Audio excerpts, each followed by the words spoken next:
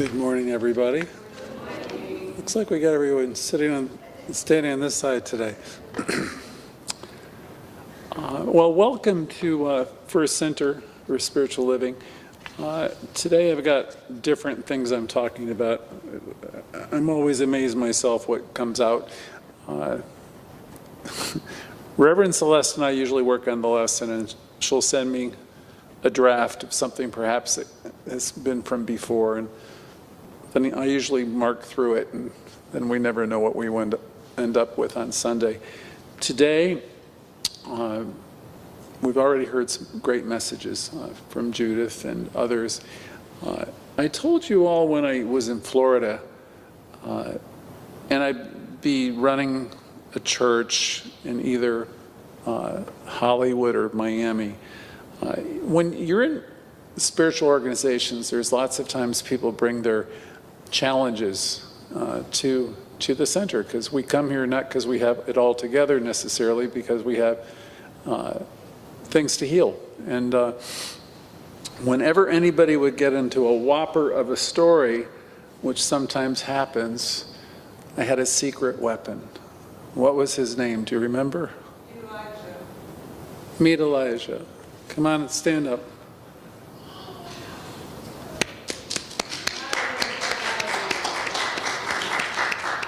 Come on up here for a second. See, the minister in center is oftentimes, as Bill Tolliver used to say, you're on a pedestal where people are either adoring you or sometimes you're saying things that entirely annoy people. And people being people, oftentimes they go into the spin zone. And also, it's just people being people. You get caught up into what you get caught up in. And it would not be unusual for me to pick up the phone and call this young man and say, would you please speak to somebody? And invariably they would give him something. And if I'm not mistaken, you'd listen for about, I don't know, not too many minutes, and you would go into prayer. A while. So why don't you say hello and say whatever you want to say. Good morning. Good morning. As you've been told, I'm Elijah. I met Greg when I was, I'm back in the Miami area, but when he, with his church in Dania Beach. I trained as a practitioner in Seattle, Washington, with Kathy Ann Lewis, and practiced with her there nearly 20 years, and enjoy the power of prayer and the power to work with people in consciousness, knowing that, number one, that God is all there is, and that infinite spirit works in, as, and through us at all periods. And my purpose with prayer is to have people remember who they are, to remember that God is the one and only presence, the one and only life, and find the joy,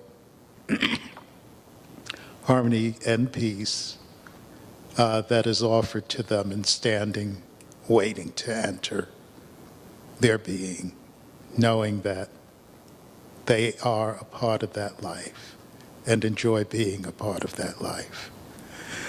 And so it is my pleasure to be here with you this morning to share the idea of infinite life, ever present and everlasting. So it is.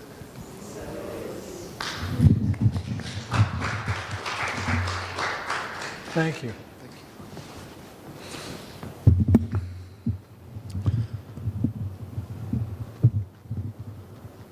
So, there's not a heck of a lot more to say after you hear stuff like this, but we will continue on.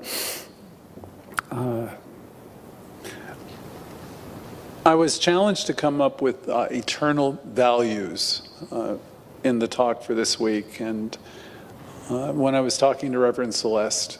I said, well, you go back to Troward, really, when he speaks of the attributes of source, of God. And they are what? Peace, power, love, joy, beauty, wisdom. Am I missing some? Light. Okay. This thing that Ernest Holmes talks about is a presence that's never an absence, right? It's unimaginable. It cannot be named. I was so glad I went to school and took the master's program at the Holmes Institute, because in all the courses, people would attempt to describe it. They would attempt to name it. Whatever name they would come up with throughout history is never sufficient to describe it. It can't be properly imagined. It cannot be properly named. We have a tendency to call it everything and anything, and whatever we call it is insufficient. And oftentimes when we call it something, half the world is offended because they call it something else.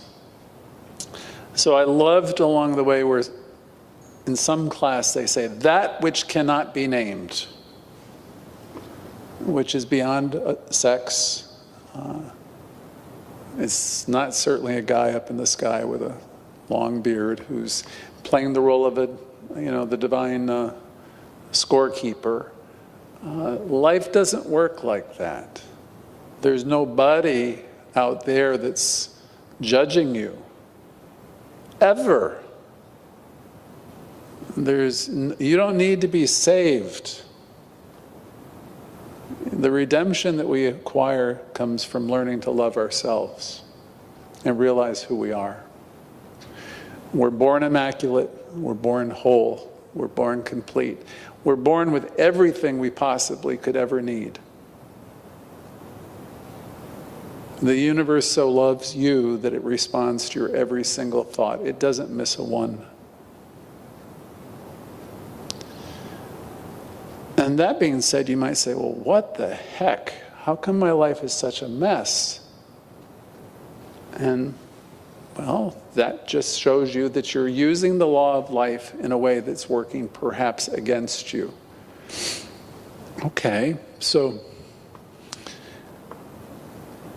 if you understand life to be a reflective process, meaning the sum total of our knowing, the sum total of our consciousness is played out every single day in our life, then there's a lot of information there for us. I'm not here to make my life about any other person anymore. If any of you have ever done that, I've done it. Ever been in a relationship that's interesting? I won't say bad because they're all good ultimately, because they bring you where? To a greater understanding of yourself, of course.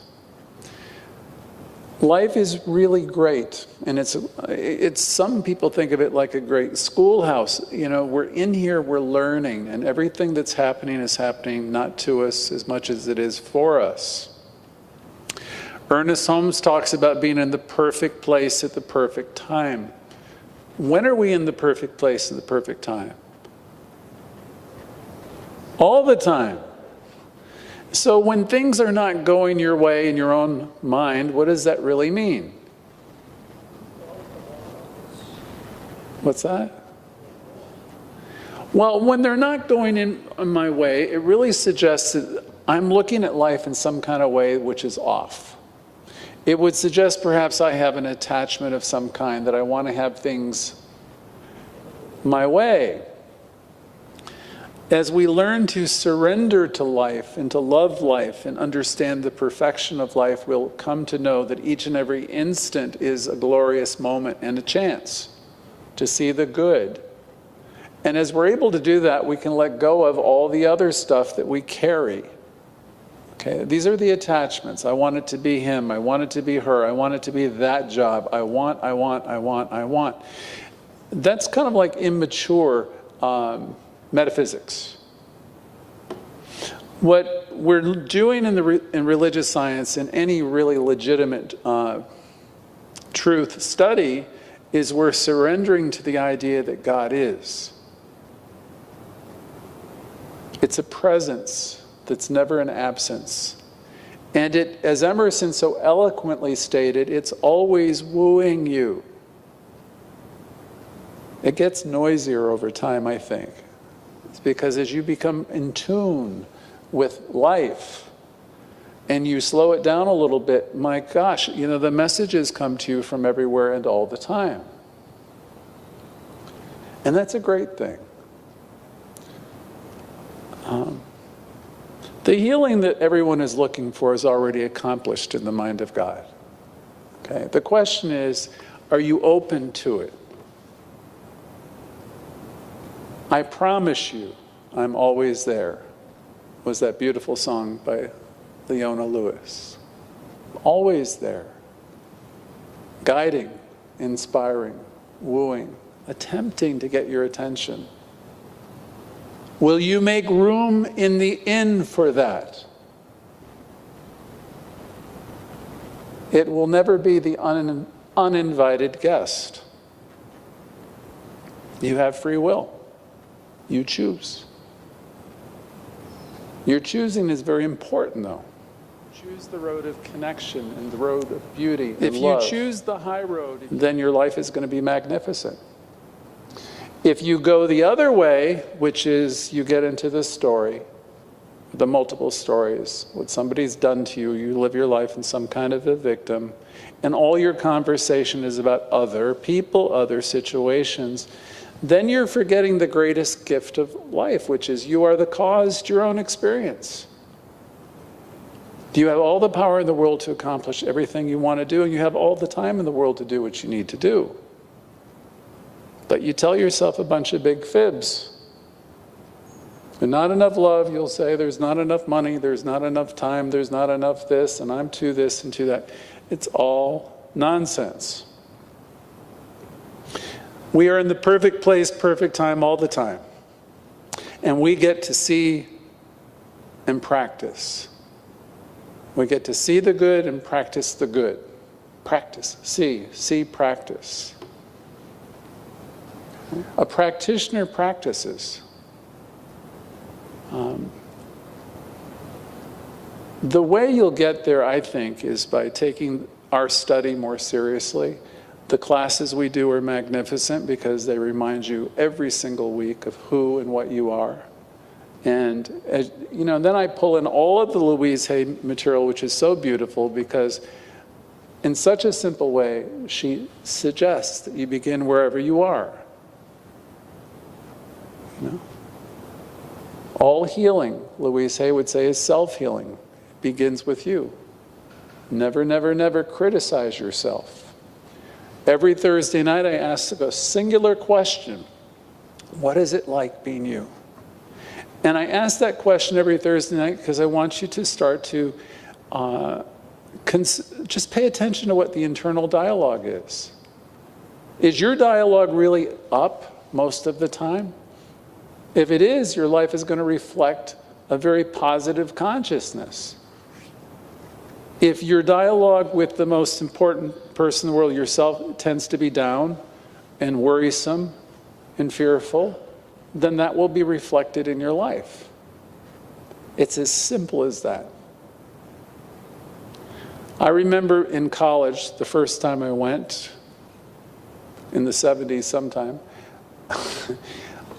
Pascal's wager. He was a mathematician and philosopher.